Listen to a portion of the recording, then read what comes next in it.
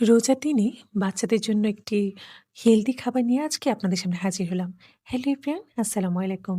আজকে বানাবো হরলিক্স দিয়ে একটি মজাদার রেসিপি আর সেটি হচ্ছে সুজি এবং বিটরুটের একটি হালুয়া।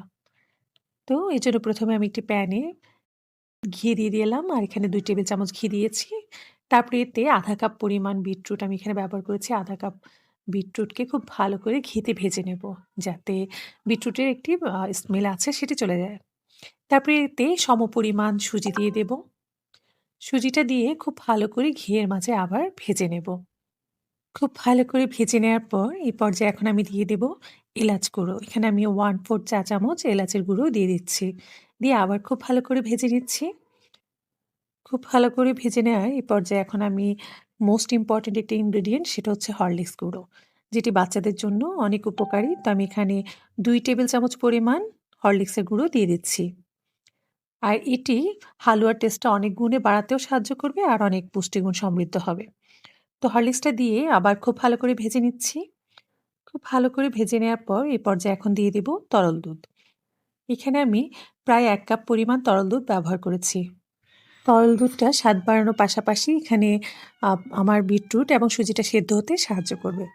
তো খুব ভালো করে আবার নাড়ছি। নেড়ে নেওয়ার পর এই পর্যায়ে এখন দিয়ে দেব চিনি। এখানে 1/3 কাপ দিয়ে দিয়েছি চিনি আর 1/3 চা চামচ দিয়েছি লবণ। আসলে মিষ্টি জাতীয় খাবারে একটু লবণ দিলে ভালোই লাগে।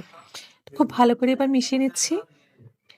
খুব ভালো করে মিশিয়ে নেওয়ার পর এখন এই পর্যায়ে আমি দিয়ে দেব আবার পাউডার মিল্ক। এখানে আমি 1/3 পরিমাণ পাউডার মিল্ক ব্যবহার করছি। এই পাউডার মিল্কটা বাইন্ডিং এর পাশাপাশি অনেকটা টেস্ট বাড়াতেও সাহায্য করবে। তারপরে খুব ভালো করে মিশিয়ে নেওয়ার পালা। মেশাতে যখন অনেকটা পরিমাণ টেনে আসবে, এখন আমি এখানে এড করব বাদাম গুঁড়ো। এখানে আমি বাদামটা একটু গুঁড়ো করে দিয়েছি কারণ আমি এটি বরফি আকারে করব। এজন্য একটু গুঁড়ো করে দিয়েছি। আর এখানে আমি কাঠবাদাম, কাজু বাদাম এবং চীনাবাদাম ৩ টাই ব্যবহার করেছি। আপনারা আপনাদের ইচ্ছেমতো ব্যবহার করতে পারেন। তো এবার আবার খুব ভালো করে মিশিয়ে নিচ্ছি।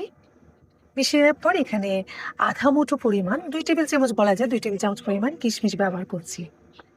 দিয়ে আবার খুব ভালো করে নাড়ছি। নেড়ে নেওয়ার এই পর্যায়ে একদম শেষে ১ চামচ পরিমাণ ঘি দিয়ে দেব।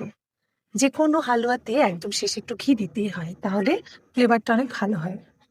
তারপরে একদম শেষ পর্যায়ে আমরা কিন্তু এসে গিয়েছি এই যে প্যানের গা ছেড়ে যখন আসবে তখনই বুঝতে হবে আমার হালুয়াটা রেডি। এবার হালুয়াগুলো একটু ঠান্ডা করে নিয়ে গোল, গোল করে আমি একটি মোল্ডে দিয়ে একটি শেপে কেটে নেব।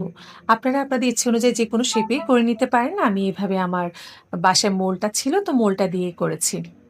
তো একটি, একটি করে আমি সবগুলোই বানিয়ে নিয়েছি। এই যে আমার হালুয়াগুলো কিন্তু হয়ে গিয়েছে এবং দেখতে খুবই সুন্দর হয়েছে।